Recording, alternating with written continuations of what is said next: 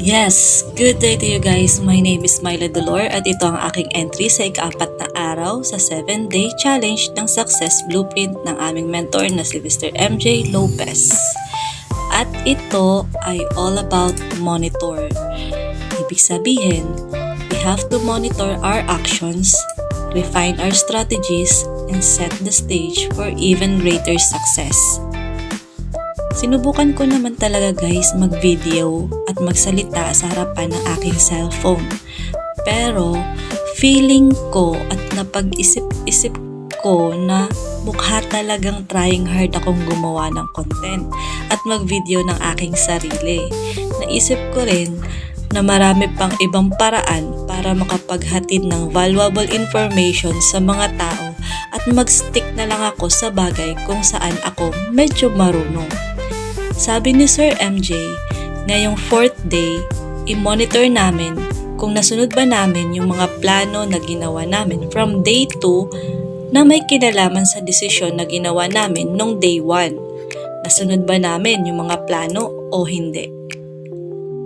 Na-monitor rin ba namin yung emotions na naramdaman namin while doing it from day 1 up to this 4th day ng 7-day challenge? Ano-ano ba yung mga patterns na dapat namin i-duplicate at mga patterns na dapat namin i-break? Siyempre, in my case, dahil ang goal ko lang naman ay maging active sa lahat ng aking mga social media platform at maghatid ng positibo at makabuluhang pananaw sa buhay na base sa aking journey, karanasan sa abot ng aking makakaya sa kabila ng aking super busy maghapon bilang isang negosyante. Alam kong marami pang ibang paraan para makapagpaabot ako ng mga valuable content at isa nga itong ginagawa ko today dahil feeling ko dito ako marunong. Sa loob ng ilang minuto tatalakayin natin ang isang bagay na nakakaapekto sa ating buhay.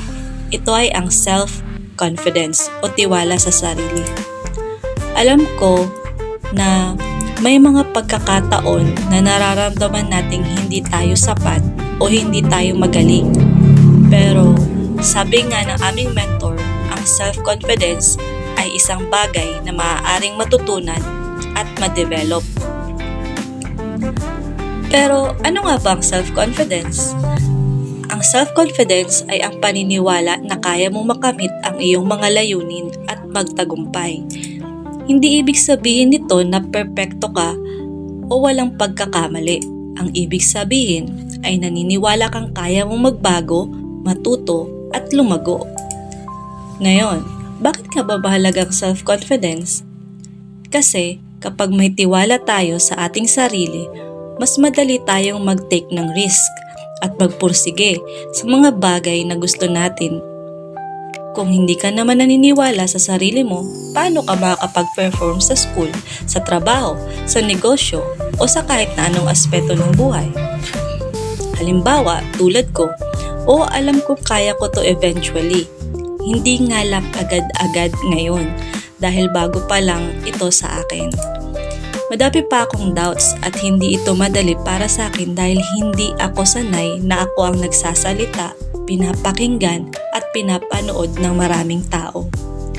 Siya nga pala, ito ang mga tips na ina-apply ko rin para palakasin ang aking self-confidence. Una, mag-set ng maliit na layunin or goal. Magsimula tayo sa mga simpleng bagay. Kapag natututunan mong tapusin ang mga maliliit na task, tataas ang iyong confidence sa iyong ability o kakayahan.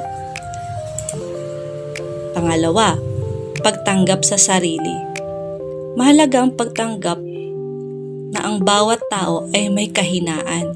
Hindi mo kailangang maging perpekto, pero mahalaga ang pagtanggap na may natututunan tayo mula sa ating mga pagkakamali. Pangatlo, mag-isip lagi ng positibo. Laging tandaan, ang way ng thinking mo ay may malaking epekto sa iyong confidence. Kung lagi mong iniisip na kaya mong magtagumpay, mas madali mong makakamtan ito.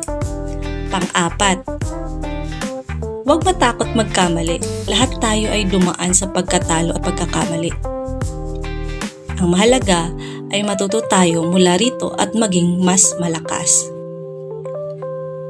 Kaya paano natin mapapalakas ang ating self-confidence? Hindi ito overnight na nangyayari. Kailangan natin ng tiyaga at pasensya.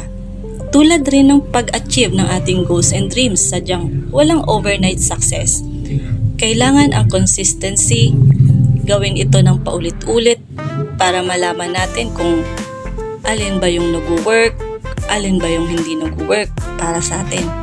Then by evaluating ourselves, pwede tayong gumawa ulit ng panibagong plano, mag-adjust hanggang sa makuha natin yung bagay na gustong-gusto talaga nating ma-achieve ng may fulfillment. And by doing that, mas na-appreciate natin ang ating sarili. Mas makabuluhan ang bawat achievement natin dahil pinagpaguran natin ito.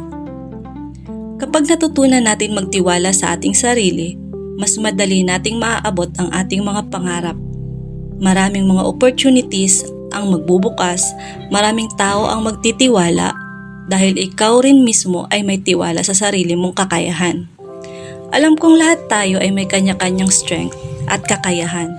Hindi mo kailangan maging ibang tao para magtagumpay. Instead, be the best version of yourself. Kaya mo yan. Yun lang guys, maraming salamat. And again, my name is Myla Dolor, taga-Daet Camarines Norte, isang negosyante. At ako ay isa sa mga estudyante ni Mr. MJ Lopez sa Success Blueprint, kung saan tinuturuan kami ng personality development and growth mindset. At ito ang aking entry sa day 4 ng 7-day challenge ng Success Blueprint. Salamat! See you on the next day!